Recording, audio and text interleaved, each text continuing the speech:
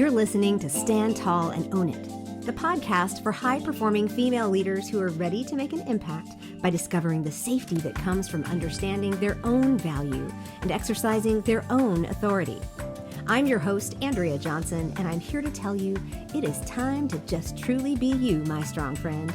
It's time to stand tall and own it. Hey there, welcome back to another episode of Stand Tall and Own It. I'm your host, Andrea Johnson, the Intentional Optimist, and we are in a little bit of a countdown, a small countdown to 2025. We are 6 weeks away. And so I'm doing a brief kind of end of year series covering things that we as professional women, whether you own a business or you are employed by someone else, that we have to work on owning these things. And I realized that there are some topics that I've either not yet covered, and so I've wanted to, like last week's with style, or this last week with style. And there are some topics that can easily stand to be examined by multiple experts. And today we're going to look at one of those topics, and it's money. I'm talking to a money coach, Hanna Bier, who began her journey in the emotional and trauma healing space. But similar to my last guest, she had clients asking her how she grew her business so effectively. As she taught them her approach to money and business, the Money Bliss program was born. Hanna works with ambitious women all over the world to recreate their relationship with money in a life-affirming, positive, and loving way. Gosh, that sounds amazing.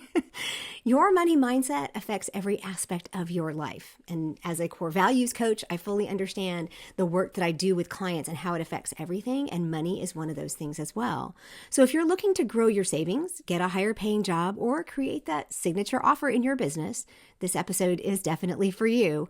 If you're asking questions like, gosh, is it possible to create wealth without compromising my health, wellness, or happiness? Or can we actually create abundant lives while living a life of joy? Hanna asserts that money can and should feel fun, easy, and yes, even blissful. If you're ready for a new approach to money, one that feels life-affirming and that works, this episode's for you. Hey, come on, let's go meet Hanna Bier. Hey, Hanna, welcome to the show. Hey, Andrea, I'm so excited to be here. You know, I just gave a little intro, and one of the things I talked about was the fact that we're 6 weeks from 2025. And this episode will come out next Monday. It's like, so these are very timely.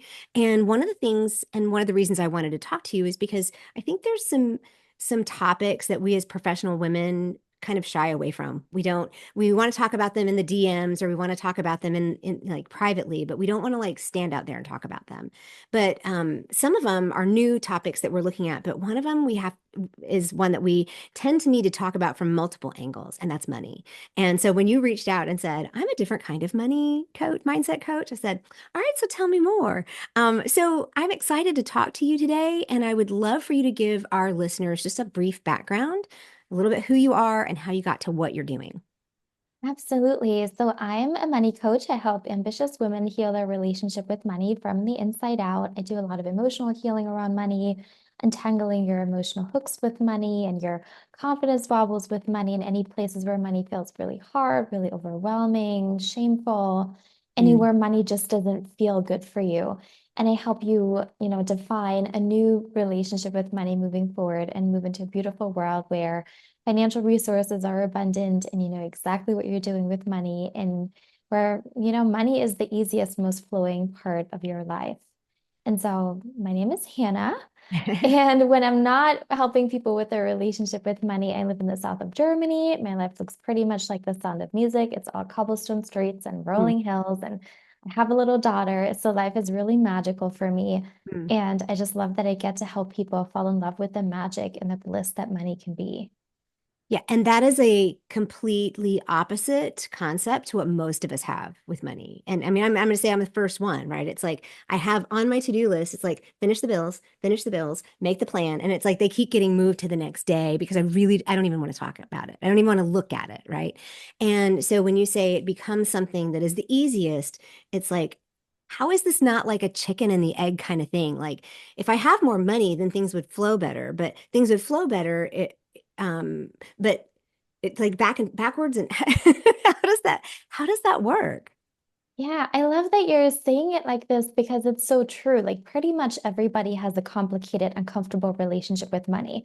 And many of us think, well, I'm not making enough, therefore my relationship with money feels this way, or I'm bad with numbers, or I'm not disciplined, or, I have a spending problem. And so we have all these justifications as to why money doesn't feel good for us. But, through my work, I've worked with tens of thousands of people from around the world. Um, it really doesn't matter. Even my millionaire clients often have a really complicated relationship with money. And my hypothesis is that many of us just don't understand money. Many of us think that money is this really shallow thing. Money is just numbers. It's really boring. Nobody likes it. For me, money always felt like the thing that just repeatedly reminded me that I wasn't smart enough, I wasn't intelligent enough, I wasn't special enough, I wasn't extroverted enough to really make it as a business owner. And so for me, money was always the thing that just didn't make me feel good. Mm, But when I dove deeper into the topic of money, I realized that money is actually a really fascinating, thing to explore that holds so many healing opportunities for us. mm. Let's talk about some of those healing opportunities. I know on your website and in your story, you share some things about some of the ways that you personally have had to grow and heal. Could you give us a little bit of background there? Yeah, so one major story with money that was incredibly influential for me was the fact that my grandparents on my mom's side were refugees during World War II. So when they were just 10 and 12 years old, they were evicted from their home countries in Eastern Europe. They were sent to live in Germany because they were of German descent. I'd actually never been to Germany. They were just kids. Mm, mm, And they arrived in a country that was essentially rebel. They witnessed incredible violence along the way, were extremely emotionally wounded, arrived in Germany, rebuilt the country, built their own lives, and yet they still had this really deep, pervasive feeling that everything could be taken in an instant. mm. And so me growing up, I grew up in a different world. I grew up in a thriving, so I'm half American, I'm half German. I grew up in Germany. So I grew up in quite a thriving country with lots of opportunities around. But still, I was always terrified about money. I was terrified about my future. I felt like, what's even the point of building anything? It's so overwhelming. It's so scary. I felt like even when I had money, it would just miraculously disappear. And it wasn't until in my early 20s when I came across family constellation therapy that I started to see that my feelings toward money weren't really my own. That this family history of having lost it all in a really dramatic way was really playing out in my money story. My Mm. body was still living this, even though on the surface it seemed quite illogical that that was how I was feeling. Yeah, and you mentioned I actually looked that up, family constellation theory, because my husband and I had done some counseling with family systems, which I think is similar, where we literally went back through like all the way back as many generations as we could and looked at who did what, when, where, why, and how. And I think this feels like it goes just a little bit deeper, and it's a little bit fascinating. That's kind of the clients that you started working with, right? You started your work in healing and healing trauma. So give us a little glimpse into how that doing that work for you and your clients kind of changed everything and put you on this path of understanding that money could be healed, that money messages could be healed in your life. Yeah. So, because of my own troubles with money, I obviously didn't start out as a money coach. I really stumbled into being a money healer. My first business was, like you just said, emotional healing and trauma release. I did a lot of family constellation therapy, a lot of energy healing. And then as a result, my clients really were able to release so much baggage. They felt so much lighter, so much happier, so much stronger, so much better. All this weight that they had been carrying around didn't feel so much like a burden anymore. Instead, it gave them depth and strength and wisdom, and they were able to use it in a really productive way toward, their goals and their dreams and what they wanted to make happen in their lives. And then as I was working with my clients, they started reporting all of these money wins, like just really cool side effects where they started businesses that instantly took off, or all these new clients came in, or it was really easy for them to speak at conferences or to, fulfill on the promises that they made to themselves in their businesses, or their spouse made a ton of money, or mom finally apologized, or the parents started investing on behalf of my clients. Like just all these amazing money wins. So my clients were really thriving financially, but we weren't working on their money at all. All we Mm, were doing was just helping them heal emotionally. mm, And the money just kind of followed suit. And so more and more people started hearing about those side effects and started coming to me for money healing. And at first it was like, what do you mean? This isn't related. I'm not a money coach. I mean, I'm not a financial advisor. I'm not trained in any of this. What are you Mm, saying? But over time, my clients and the new clients, they were just really persistent and they were like, no, no, no, no, no. We want this financial healing. Like, teach mm. us, show us, like, what the hell are you doing? And Yeah. then I dove a lot deeper. And so in family constellation therapy, we say that when love and life force energy flows freely in your family of origin, money also flows freely in your life Hmm. because money is a reflection of love. So money is the way that we love ourselves. When you were a kid, your parents loved you and provided for you. Ideally, they would have done that or they did it to the best of their ability at the time. And so over time, as we grow up, we rely less and less on our parents' love and care, and we're supposed to replace that. We're supposed to do it for ourselves. And we do that largely with the use of money. So we use money to love ourselves by having a beautiful home. We use money to buy a plane ticket to go somewhere warm and sunny. We use money to buy clothes that fit us and that make us feel confident. Mm. We use money to buy wonderful food. We use money to fill up our savings account, so that we have a little cushion in case anything comes up, so we can navigate life's ups and downs in a less dramatic kind of way. Sure. And so the question with money that family constellation therapy asks is how how willing are you to receive love? Like how comfortable are you with receiving love, having love, enjoying love? And that's the magical thing that happened with my clients was their ability for love to receive love really opened up dramatically. And it's almost like money kind of fixed itself. Mm. This is fascinating. Because what I'm hearing is that when we let go of the things that, and this is very highly generalized, right? But when we let go of the things that we're trying to hang on to that we thought gave us stability and strength and protection and safety, and allow ourselves to learn new ways to do that by understanding ourselves rather than our family, right? It's like we understand our family, we no longer rely on them, we can rely on ourselves. Then we develop this ability to, I love that. How willing are you to receive love, right? I mean, how many times have we, myself included, recognize, oh, the problem is a me problem. It's not, it's the problem. This is the work we do as coaches, right? It's like we help our clients recognize that a lot of the problems that we have are not what other people are saying or doing or imposing upon us. It's the things that we've either accepted or placed on ourselves. And did I get that right? Did I hear that right? Absolutely. Yeah. And it's so freeing because it really does feel like, at least for me, once I made that shift and once I became a much better receiver of love, it's like the economy can do whatever it wants. I'm Mm, always excellently taken care of. mm, Like mhm. I'm not so dependent on external circumstances anymore because I source my sense of safety and I source my abundance and I source my prosperity and I source everything that I want and need from within.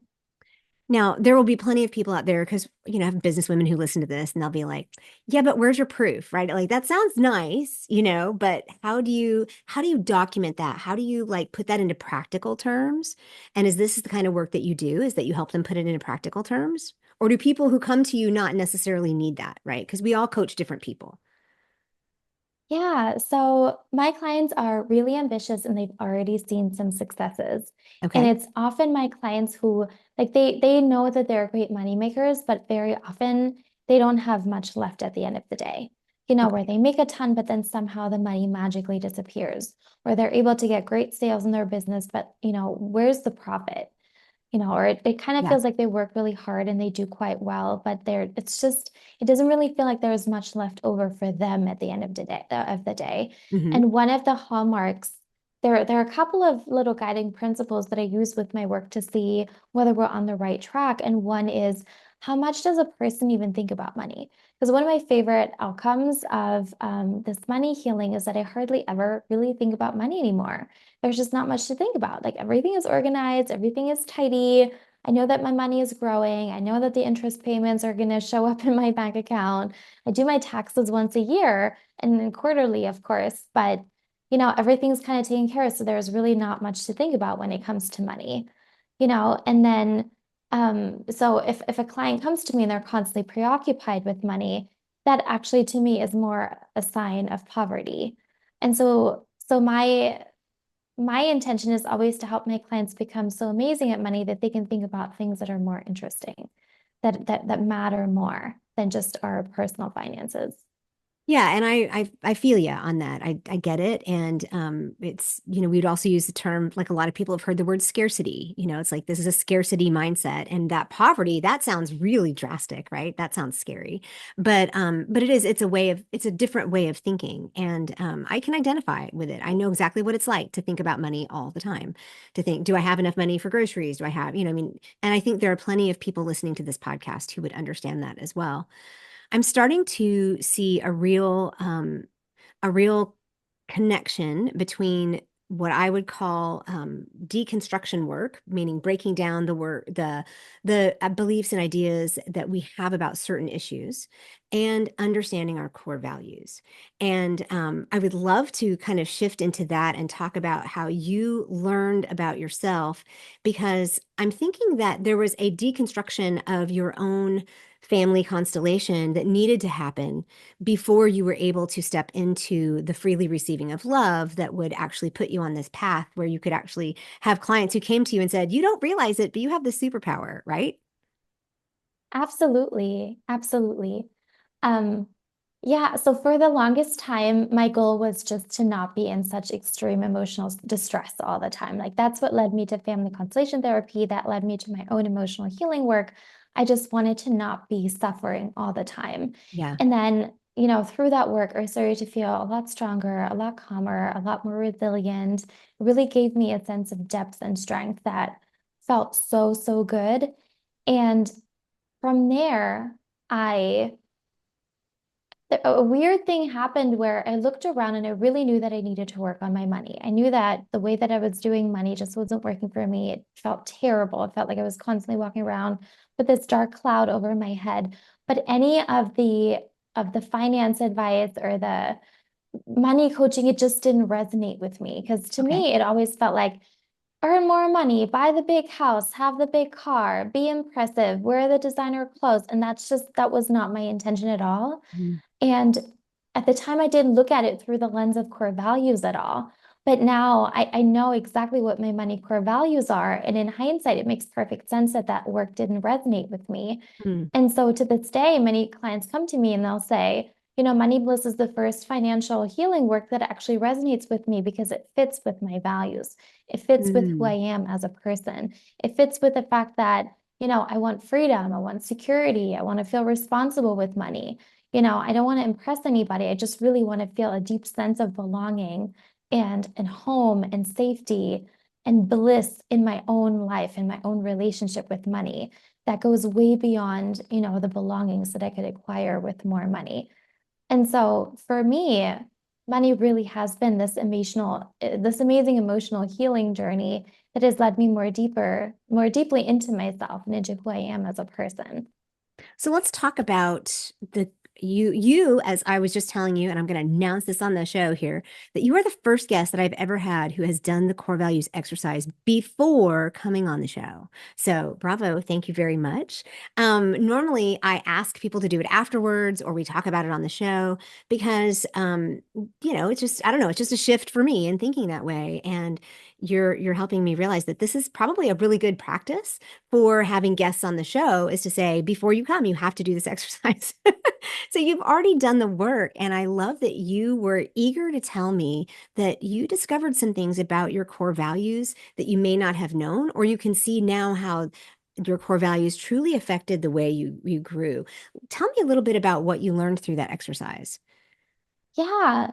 So I did it a couple times, and the most recent time, I just love your exercise so much, so I'll probably keep going. And because I love doing it generally, and then I love breaking it up into different areas of my life. So I like to think, my food, what are my core values here? My parenting, what are my core values here?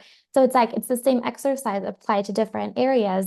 And so I recently did it on my money, and it really actually explains my history with money so well. So my core values are safety, responsibility, freedom, and generosity. And I can dive deeper into why those are my core values. Yeah, let me get them again. Safety, responsibility. You can tell I'm taking Freedom notes. I'm going to put this in and the show notes. generosity. And I did what you said, where at first you write down a bunch and then you really, weed through and only keep the ones that you really can't be without. And those four Okay. are the ones that I just kept coming back to when it Yeah. comes to money. Tell me about it. I remember in my early 20s feeling really, really, really ashamed because I didn't feel like I was as much of a risk taker as I should be, and I wasn't as like extroverted. I'm quite a hermit. I'm very introverted. I'm a very private person. And so it always felt like, oh, but I'm a business owner. So I need to be like a show pony. I need to be out there. I need to enjoy being seen. And many of my friends had really big followings or were kind of celebrities in the space. And so I kind of thought to myself, oh, maybe I'm not wired the way I'm supposed to be wired in order to be a business owner. And Mm, so over time, I just kind of, at first I obviously tried to change myself, but I can't change who I am at my core. And then after some time, I just kind of, settled and I said, okay, great. So maybe I'm not really wired to be a success in business, but maybe I can kind of find a little workaround. And so all the little workarounds that I found actually then became my recipes for success and a big thing that I'm teaching my clients now. And so a big desire for me is just I like to work because I want to, not because I have to. So when hmm it comes to safety and freedom with money, I like being able to choose freely what I do with my day, how much money I earn, who I work with. I like to have a lot of freedom of choice. And at the mm. same time, I like to be really, really, really secure so that nothing from the outside, nothing in my external environment can kind of throw me off track so easily. So I'm extremely risk averse. That's something that I was also, giving myself a hard time about. It was like, how can you deal with money when you're so risk averse? But over time, I kind of realized that my core values are my core values for a reason. hmm And working within the constraints of my core values actually forced me to be really creative in how I design my life and in how I design my finances. See, And I so would when, call that honoring. Right. See, I would call that on you honored the need for safety and the need for risk of this whole risk aversion piece. But what it did is it opened up the door. Like I had a coach say to me the other day, Andrea, it's like this portal. You just gotta, once you get through that portal, you see so many other things. And when we stop trying to put down like when we stop trying to imitate other people's principles and priorities and values that they tell us to do and start honoring our own, then that's when you said everything just opened up. It's like now I saw all these workarounds, and the workarounds became the business I was able to teach because there are plenty of people who are risk averse who don't like dealing with money. And so being able to do that for you created an entirely different approach that most other people don't have. I mean, you're probably not throwing a spreadsheet at people. You're probably not telling them they need a budget. You're probably, I mean, you might use a tool like that with a client if they need it. I'm just assuming here. But at the same time, what I hear is that becoming, getting to a place where you honor your own need for safety frees you up to find all of the things that will get you to the place where you want to be without having to take the risk. that's absolutely right. And something that I'm now really enjoying about my finances that my money grows at a really lovely rate and it's 0% risk. And Yeah. so the thing that I kept reading when I was just, a little, baby finance expert, just trying to figure some things out for myself was, you need to decide on the amount of risk that you're willing to take, but everything's going to be risky to some extent if you want your Mhm. money to grow, and then more and more I was like, okay, but what if I'm not willing to do that? What if there's a more creative approach? What if there is something out there for people like me who Mm. are absolute scaredy cats when it comes to pretty much anything, you hmm know? And so it just made me really creative and now I really like it. And now my clients keep asking me like, well, where do you keep your money? What do you do with your money? Like how are you able to be so relaxed about money? And very often people ask me about the economy, and I don't even really, I personally don't feel affected by it. And it's so liberating and freeing and wonderful to have this sense of emotional equanimity because of the financial security that I've built for myself. But it's like you said, the first step was to honor my core values Yeah. versus constantly trying to change who I was, Right. constantly trying to change them, constantly trying to talk myself out of them, constantly trying to feel like, well, that's the wrong value to have. Because Mm, at the, you wrote in your freebie that they are unchangeable. They are just kind of baked into you. They're not like beliefs that you can change. Like core values are the thing to surrender to. And right. when you do, the door opens. And embrace. We embrace Hmm. them. Just like, so this takes me back to your family constellation theory and therapy, where you embrace the person that you are rather than worrying about continuing to fit in perfectly and to play that part. In family systems therapy, we talk about everyone is an actor on the stage. And if one person forgets their line, the rest of the actors turn to them and say, "What are you doing?" Right. So, and if an actor exits stage left, when they're supposed to exit stage right, or they just say, "I'm not doing this anymore," it really messes up the play. But the safety and the freedom comes with understanding that you don't have to follow that script, that it's okay to not follow that script. And I think that's what I hear you saying, is that you recognized that it was okay for you not to follow that script, and it was okay for you to create something different. I just heard also uh, Seth Godin talk about systems, because he's got a new book out on strategy, and he said you can either work within the system or you can work on the system. And what you did was you said the system doesn't work for me. I'm going to work on the system. And you created something totally new. And that's how things get changed. That's how we make progress. That's how all of the beautiful things that have happened in the last, especially 100 years, all of the inventions that have happened, that's how they happen. So kudos. And I love the fact that you use the word emotional equanimity. It's like that just, that makes me feel so good. Okay. So any more on safety, or do you want to move on and tell me more about responsibility and generosity and Yeah. freedom? Yeah. I think responsibility is, I kept like crossing it off, and there was like, no, it's just my core values wouldn't be complete without this word. I was really kind of grappling with it because responsibility can often feel so heavy, so hard, so Mhm. shamey. It can Yeah. feel so restrictive. It can feel like, oh, do I have to do a budget? But for me, responsibility feels like being really close to reality, and it feels like loving my future self.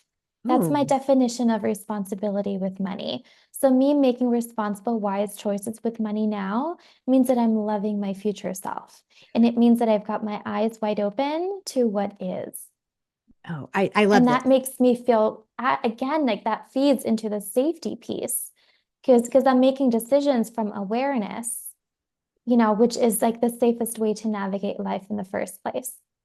So, one of the things that I give my podcast guests is free access to my digital course on core values. So, you'll get that after this. Oh my God, it's Yeah. Christmas today. But I'm actually going to be re-recording it this winter, because I've worked with so many clients that I realized there's pieces that I've left out and that I want to add in. And I also have a beta coming out. I'll be selling that for Black Friday, and it is on my core values coaching, where you get the course, and then you have 6 different coaching sessions that help really hammer things out. Because a lot of people need the back and forth. Not everybody can sit down and, like you, be so creative and say, "Oh, I'm going to do this for this area and this area and this area." That, I love that you've taken it and done it that way. But one of the things that I'm adding into the course and adding into the coaching is a visual representation of your core values somehow. And when you just said, well, this kind of goes back to safety. And so I'd be curious to hear, do you feel like this could be like a Venn diagram where they all kind of cross over? Or because some clients have core values that feed into each other, or that are like concentric circles. What do you feel like a visual representation of this might be? For me, it would definitely be a web. It would almost Ooh, be four webs kind of laid on top of one another, really deeply entangled. It nice. just almost feels like four dimensions, and I'm trying to use different language to describe the distinct dimensions, but they're so deeply entangled for me. I have a 15, almost 16-year-old son. So I hear Spider-Man multiverse when you say that. But I love anything like that. I love the Flash with the different timelines and yeah, everything. And I think that's, but it works for you, right? And one of the things that you actually just threw out there that I think some people who haven't done the core values exercise, have never even looked at this stuff, didn't maybe understand the significance of. You said, this is my definition of this word. And that's a piece that we work through, especially in the course and with coaching, even more deeply, is understanding that your definition of safety is going to be different from my definition of safety. And you've made it very clear what Yeah. yours is and your definition of responsibility. You said it can feel heavy. And I do have clients who have responsibility as a core value, but they have made it is a heavier thing in their life and it affects them differently. But you've defined it to be live close to reality, loving your future self and making responsible choices means that I'm acting responsibly and loving myself. So I think that's really, really, really good. How about freedom? Yeah. It's it's really interesting. Just one more thing about the safety and the responsibility, because to Okay. me, they're very dynamic words. Hmm. If you had asked me 10 years ago, I would have said, oh, those are rigid words. Those Yeah. are confining words. That's how they feel in my body. But safety to me is about being extremely malleable. It's about being like bound, able to shift really easily. Yeah. And responsibility to me is like a proactive forward movement, Okay. And so there are all these like, it's almost like I get, when you ask about the vision, I get like different like movements, almost like gymnastics movements. Like, how does the word move? Like, does it move forward? Does it move up? Does it bounce around? And so, freedom to me is just a really, it's like a fog that just spreads out. It's like an ease that just spreads out indefinitely. And freedom to me is just, it's a sense of congruency. It's being able to make choices based on soul. It's being able to be perfectly honest in the moment and make the right choice for me without compromise, without trying to talk myself out of it. And so part of what I love about how I handle my money is that I love having money versus needing to constantly get more. So I love growing my savings and growing my net worth. And I'm quite frugal, I guess, in my spending. And I don't live a very extravagant and lavish life because I love having money and I love being really spontaneous. I love that, if my soul tells me to move tomorrow, I could. If my soul told me to buy a house tomorrow, I could. If I wanted to buy a second car, I could. And so that's the freedom. It's the freedom to honor what I want in the moment and being able to have the financial means to honor that exact desire without delay. You have really thought this out. This is good. Um, I love doing homework, I have to Yeah, you say. did a good job with your homework. So when I hear that, there will be some people that I know, of course, core values are your own, right? And you have your own definition. My definition of freedom is very different. It falls more in the thought space. It's much more of don't tell me what to think, and I get to think it through and I get to make my own decisions. But I love having and listening to other people's definitions because it expands things for you. It helps you hear them. But the many of us struggle with what you just described, with this idea that if I want to do this, I should be able to do it because I have the money. Because, especially in the American culture, that sounds very selfish. So, but your next core value, the Yeah. final one that you laid out there was generosity. So tell me Yeah. how these webs lay on top of each other. Yeah, I love what you just mentioned because sometimes I joke with my clients and I'll say I live a toddler's dream, just Mm, doing whatever I want all day long. yeah. But within the value of responsibility, I do love my future self all the time through the choices that I make. So Mm, it's also like if one of these words were missing, the entire web would collapse. right. Like it's like an airplane. It needs to be in perfect integrity and one thing can't Mm, be missing. Like I can't just cut out a turbine and expect my airplane to fly. So it's like it might seem outrageous for me to feel like I'm living the toddler's dream and just making choices based on soul every day, all day long. And it's like the other core value of, say, responsibility kind of keeps it balanced, keeps it in check, kind of, mm, makes sure that everything is even keeled.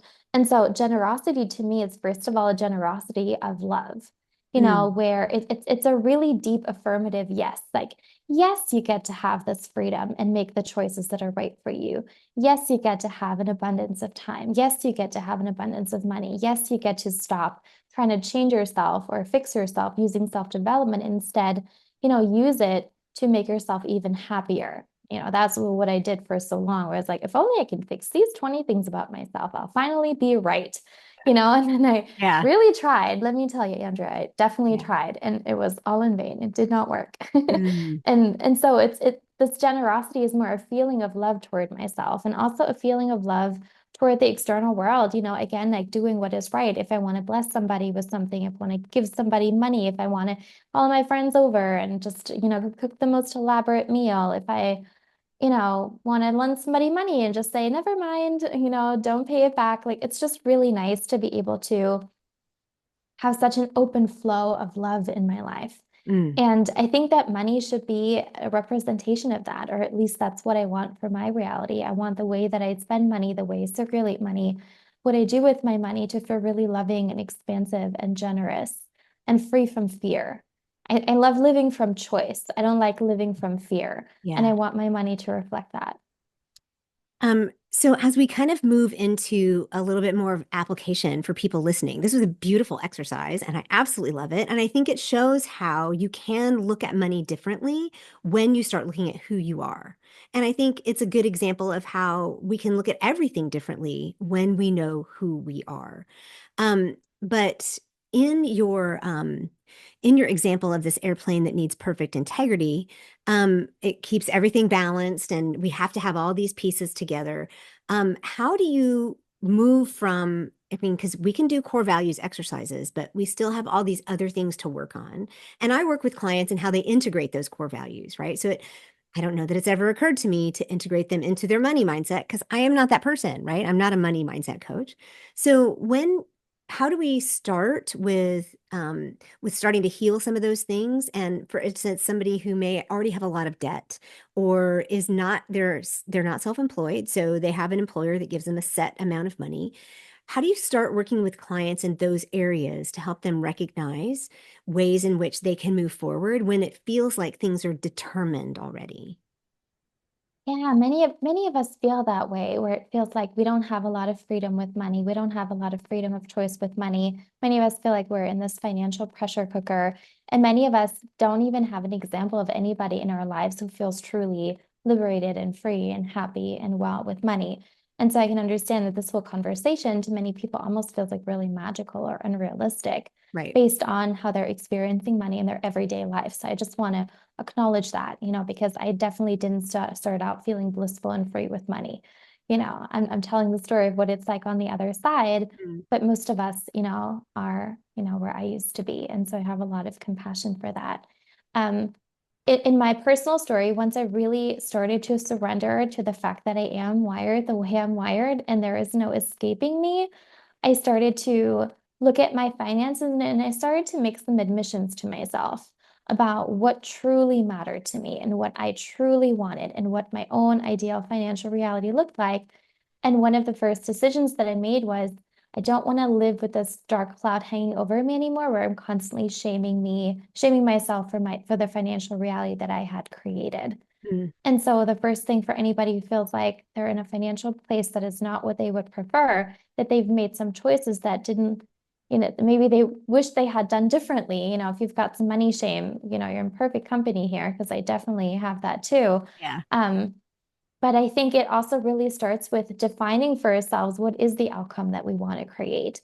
And not the outcome that society wants for us, but the outcome that is truly right for us. Like, what is your ideal financial reality? And I always ask my clients to not think about what would make them proud, but more what would make you feel relieved. Like what could we create in your finances that would make you feel relieved? One of my things is that I'm in recovery from CPTSD, which means that I often feel extremely tired. For many years, I had chronic fatigue. So I now run my business in 1 to 2 hours a day. I Mm. make a very lovely income. I work with really wonderful people, and my business model supports, who I am.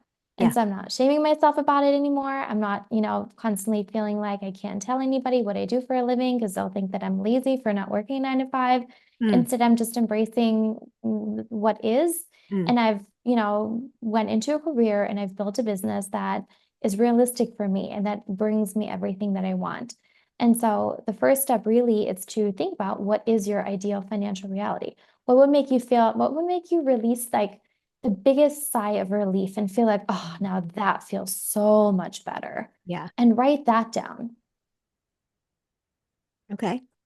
And once you kind of get through that, then how do you start breaking down? What are some of the practical things that you use to help people move through this process? Yeah, in my work, I call them recipes. So Okay. they're money best practices because I have had the honor of working with so many people. My clients come from all professions, all corners of the world. They're very ambitious women, so they are very resourceful. They've tried many, many, many things.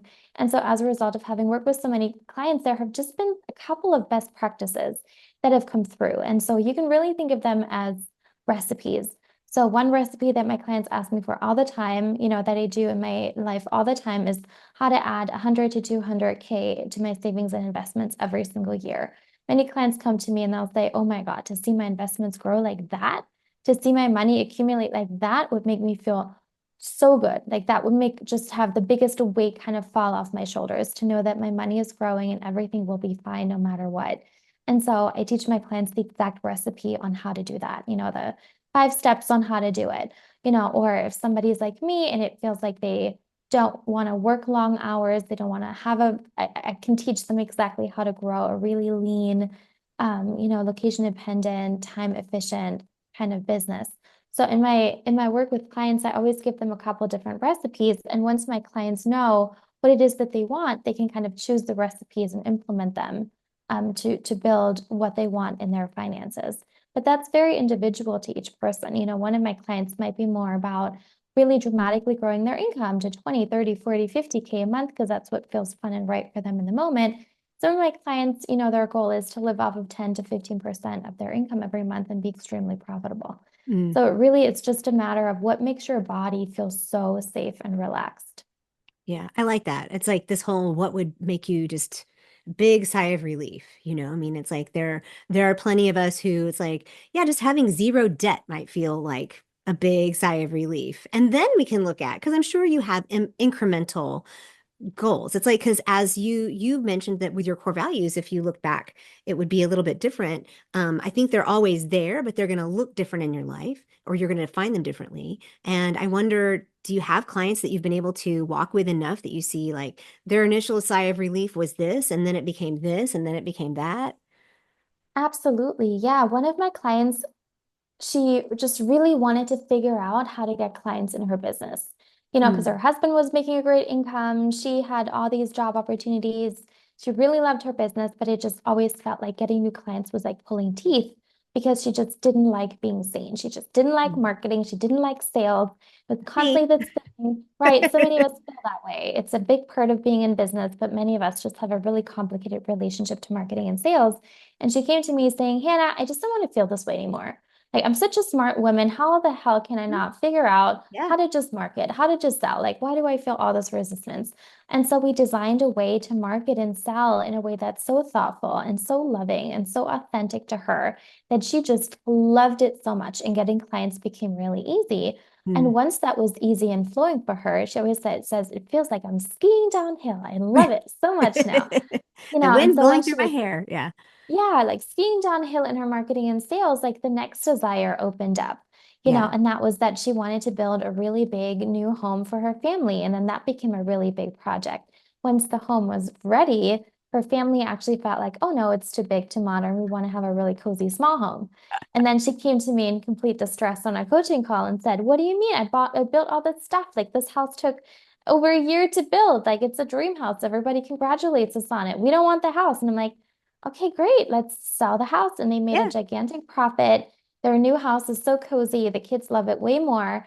And something that always strikes me is that, the whole point is to create, like the whole point is to grow. The whole point is to Mhm. to move more deeply into life and just to discover new aspects of ourselves and to find a deeper sense of understanding about who we are and what we desire.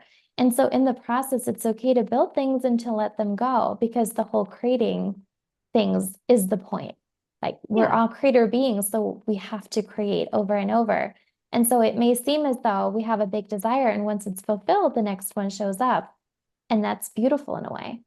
Yeah, and to piggyback on that, it's not just that we're creators. A lot of times we just have to give ourselves permission.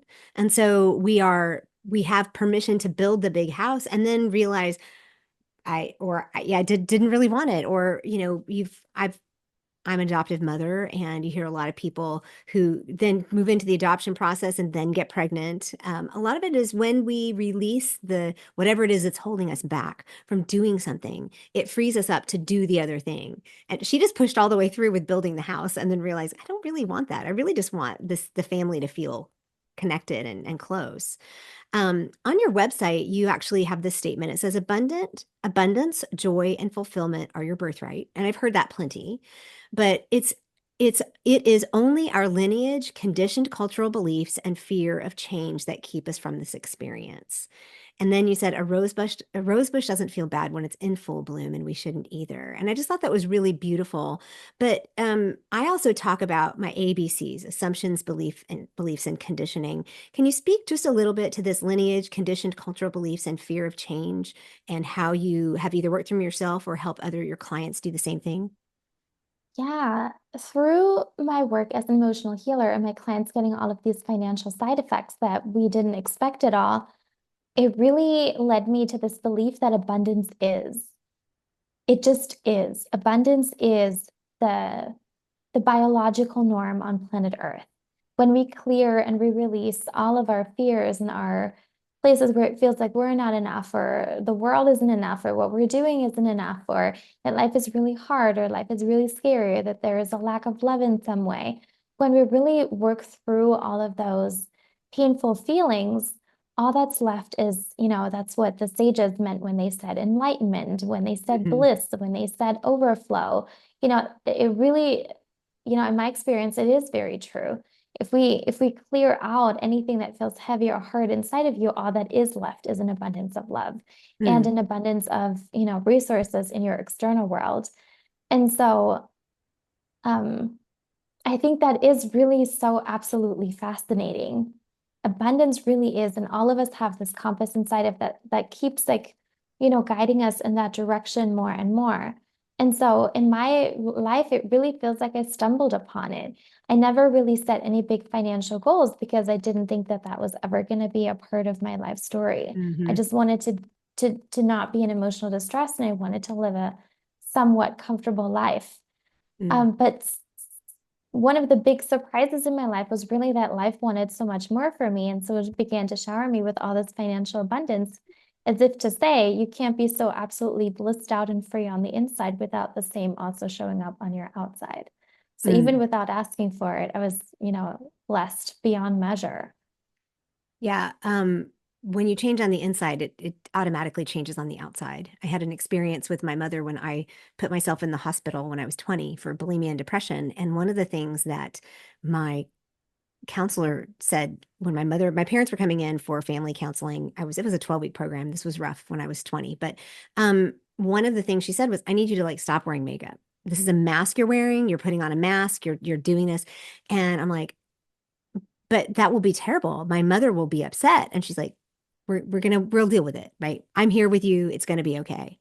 And so for 3 days before they came in for family counseling, I didn't wear any makeup. And then my mother showed up and she said, huh, you look different. And I'm like, well, yeah, I'm not wearing any makeup. She goes, well, I can see you're not wearing any makeup. You just seem different. And what had been happening was I was stopped wearing the mask on the outside. And so the inside got the opportunity to start changing. It got a little sunlight. It got a little, and that was the first steps for me in personal growth to be able to start those changes. And even the people closest to us that we think are going to be our biggest critics go, huh, you look different, right? And I love that that's the way that's what you're discovering.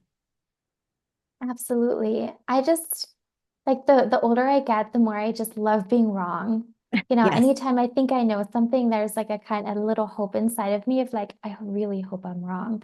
Because Yeah. I just kept being taught that there's just a much greater truth and a much greater reality available. So within the context of deconstructing our reality, I love deconstructing it all the time Yes. and constantly, and just be surprised at what else is available. I didn't know money could be blissful. I didn't know Mm, money could be peaceful. Like I know mm. nobody else in my life besides my clients and I that would call money those words, you No. know, that say we hardly ever even think about money. Like couldn't tell you how my money went today because, I'm just so happy living my life and thinking about other things. And, just once a year, I'm absolutely delighted with how my money has grown in the past year. Like, Yeah. I know nobody who thinks this way. And so it was only through all this deconditioning, process that I was even open to reaching a reality with money that is so much greater and so much more amazing than anything that I even thought was available to me. And that's a hard process, right? And you do that work. I do that work in one area. You do that work in another area with your clients. But as we start to wrap this up here, I don't want to neglect the idea that I don't get here on my own. I get here through collaborations with other people like you. And I want to make sure that we help people understand who you are exactly and how they could potentially work with you. Is what are some simple steps that listeners can take right away to start shifting that relationship? Yeah. So think of it this way. You came to this podcast interview with decades, if not generations worth of baggage around money.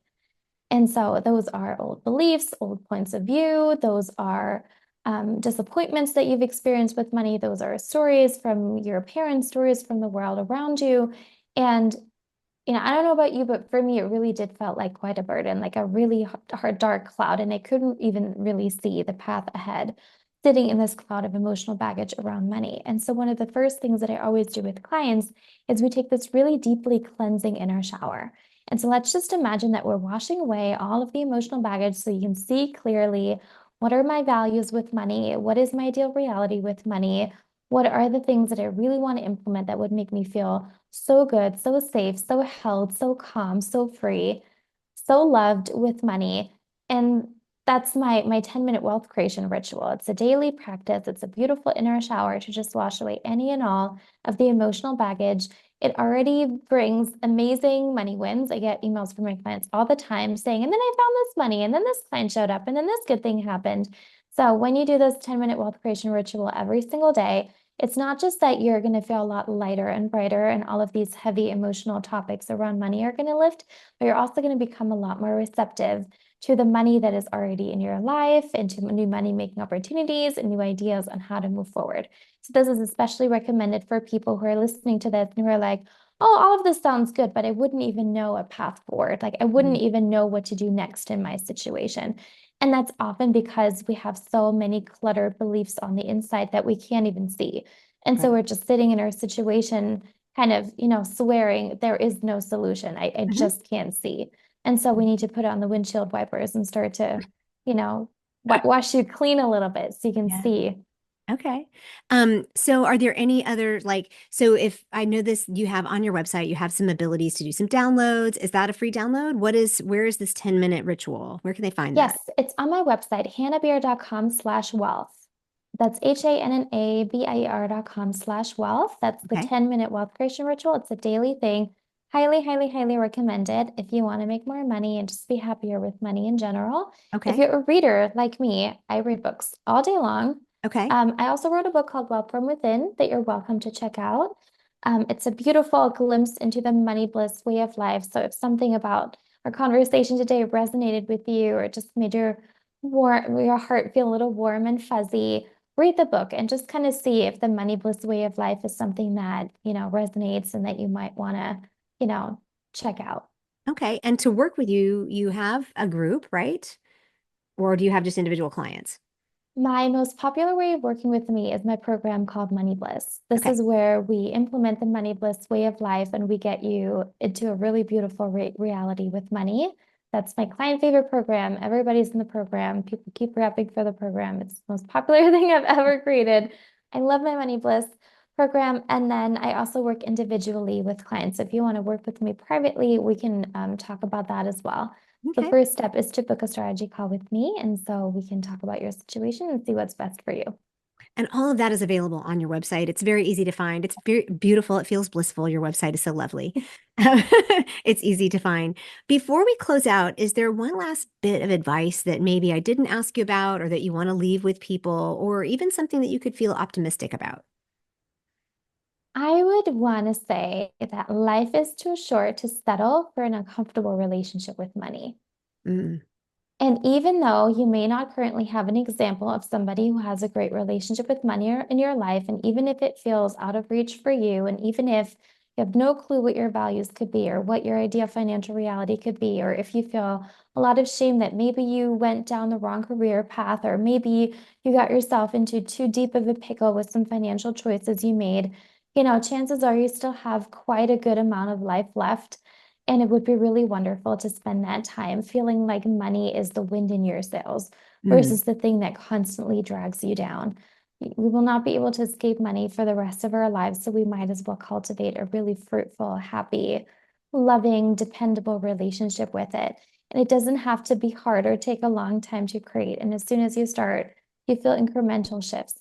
mm, And so it's as easy as just starting to read the book or picking up the 10-minute wealth creation ritual.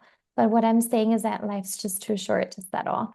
Just as oh, you deserve true love in your love life and yeah, happy kids and a beautiful, cozy home, you also really deserve bliss and happiness with yeah. money. Oh, Hannah, this has been really, really helpful. I love this conversation. Thank you so much. Thanks so much for having me.